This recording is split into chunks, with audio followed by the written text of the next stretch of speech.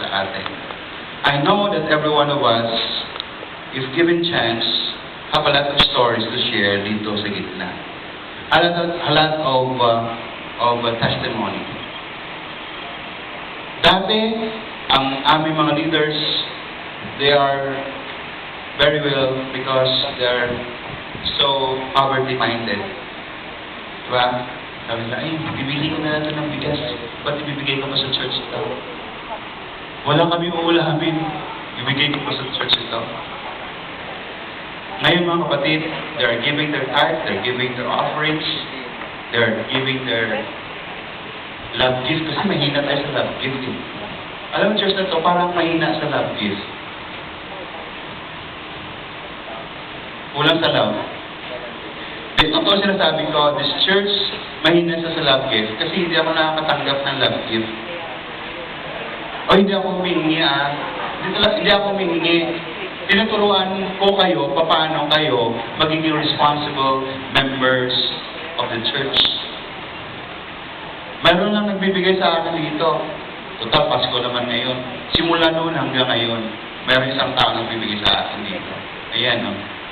Si Brother Ray. Tumayo mo, Ray. Tayo na. Pag binigyan ako ng pinakmahina dyan, 5,000.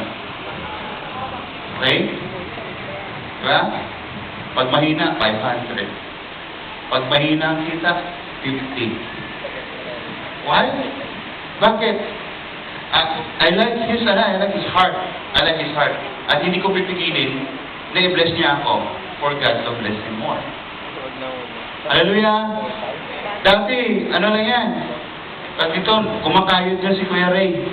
Binubuno yung 1 million na bakla sa buhay niyan. Ngayon, malapit na mabayaran ng 1 million, hindi nyo na alam.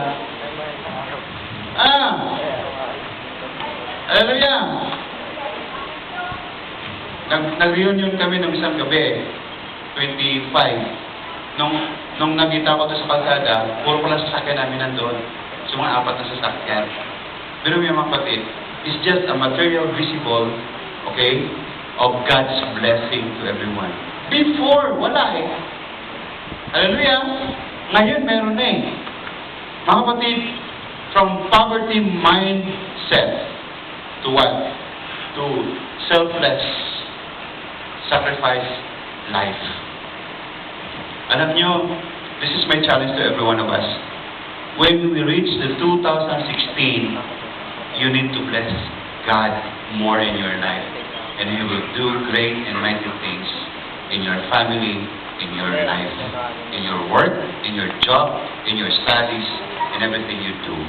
Amen? Unahin niyo ang Panginoon. Unahin niyo palagi ng Panginoon.